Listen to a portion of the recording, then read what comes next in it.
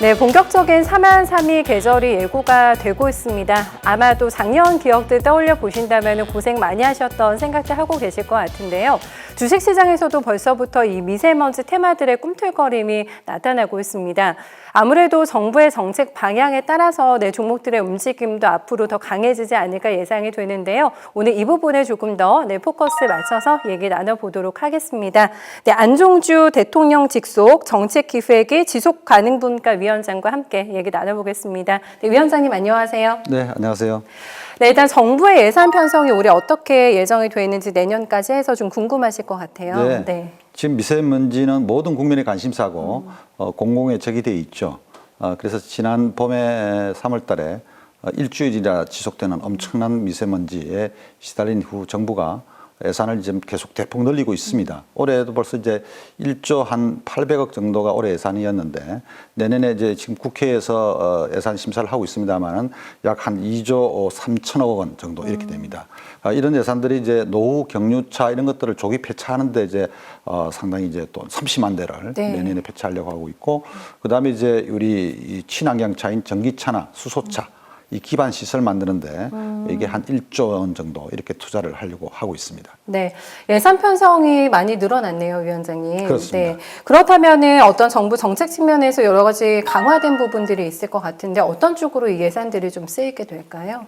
네. 예, 그 정부 예산이 이제 제일 많이 들어가는 데가 이제 이 친환경차 아까 말씀드린 기반 시설 늘리는 것뿐만 아니라 우리가 친환경차를 사게 되면 보조금을 주거든요. 혜택을 많이 주는 그렇죠. 거죠. 그리고 뭐 몇백만 원씩 돈을 뭐 준다든지 그런데 한 8천억 원 정도 그렇게 돼 있고 그다음에 이제 산업이나 수송 생활에서 나오는 미세먼지 배출원별로 이것을 이제 이 파악을 해서 저감하는 시설을 해야 되는데 그런 저감 시설 주로 이제 공장이 되겠죠. 네. 이런 데에 원래는 한 2022년까지 한 2조 3천억 원 정도 드리겠다 했는데 더 확대해서 2021년까지 4조 원을 쓰겠다. 이렇게 정부 계획입니다. 네.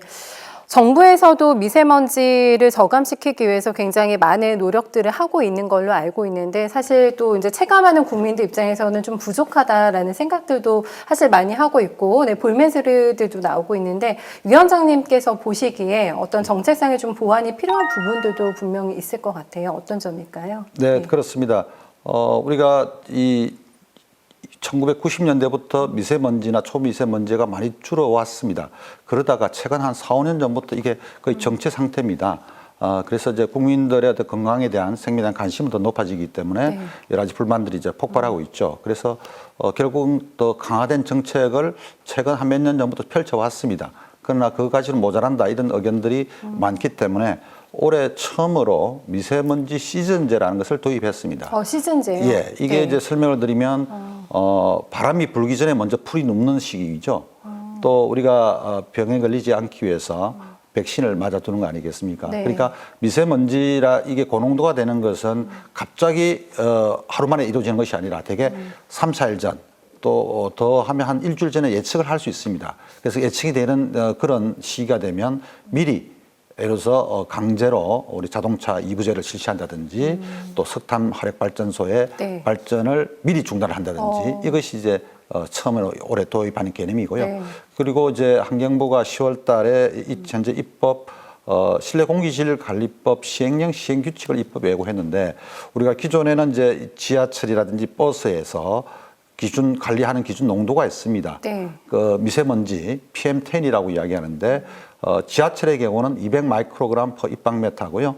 버스 같은 경우는 150 마이크로그램입니다. 그런데 이제는 미세먼지로 관리하는 것이 아니라 인체 해를 직접 끼치는 것은 초미세먼지거든요. 그래서 초미세먼지 기준으로 바꾸는 것입니다. 차종 구분 없이 지하철이든 버스든 아예 50 마이크로그램으로 이렇게 해서 관리를 해서 이 국민들의 건강을 좀 지키겠다. 이것이 이제 정부가 현재 올해 나온 최근에 나온 아주 따끈따끈한 그런 이제 강화된 정책이고 그렇군요. 예.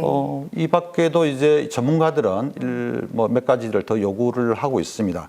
그 가운데 하나가 이제 지금 이제 미세먼지나 초미세먼지 경보를 예보 경보를 하고 있는데 이것을 이제 아예 초미세먼지에 초점을 맞추자. 인체에 소위 들이마셔서 폐에 들어가서 폐포까지 들어가서 네. 치명적 영향을 미치는 것은 주로 PM2.5나 PM1.0과 같은 그런 아주 작은 초미세먼지 혹은 극초미세먼지이기 때문에 네. 여기에 초점을 맞춰야 된다 이런 것들이 많고요.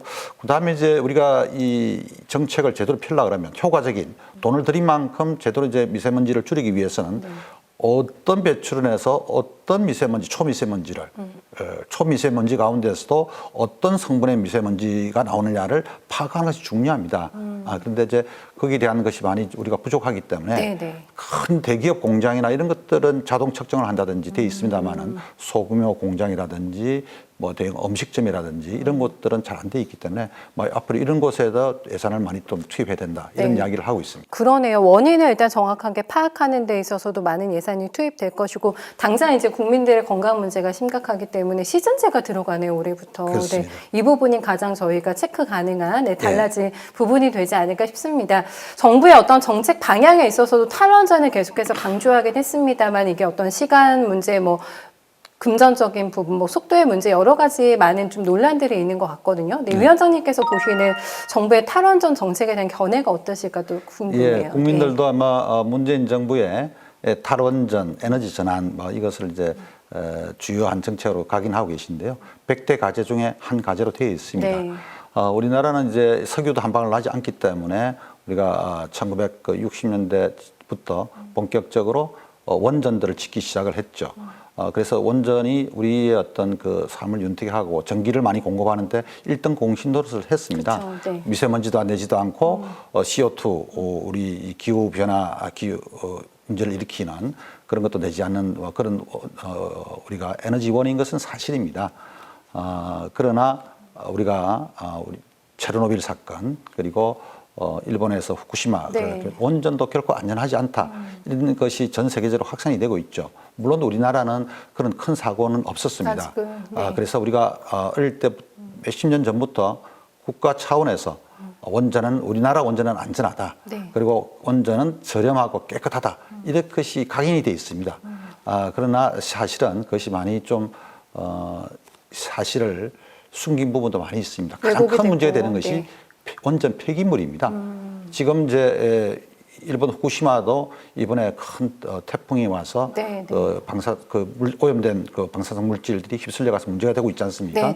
마찬가지로 지금 우리는 엄청난 10여 년 동안 그 혼란을 겪은 것에 경제 중저준위 옷이라든지 신발 같은 그런 그 방사성 폐기물 처분장을 만들었습니다만은 원전에서 나오는 폐연료봉 이 고준위 방사성 폐기물 처분장을 만들지 못하고 있거든요. 근데 이것들은 이런 이 방사성 물질들은 2만 년, 3만 년 동안 우리한테 악영향을 끼칠 수 있습니다. 그래서 이런 것들 너무 간과했기 때문에 이제는 원전이 그렇게 저렴하지 않다.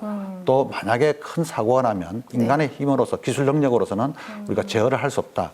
이런 것이기 때문에 앞으로는 이제 이 원전은 더 이상 짓지 말자. 이런 것들이 독일이나 유럽에서 많이 이루어지고 있고 대만도 이미 그렇게 선언을 했고요. 그래서 우리도 이제 그렇게 지금 가려고 하고 있는데 기존에 이제 원전을 가지고 그걸 가지고 생업으로 살았던 사람들 또 그것에 노력을 애를 많이 쓰신 분들 그런 분들의 입장에서는 매우 서운한 것이죠. 그래서 이제 그런 부분 때문에 반대하시는 분들 혹은 그 주변에 같이 하시는 분들이 반대가 심한 것 같습니다.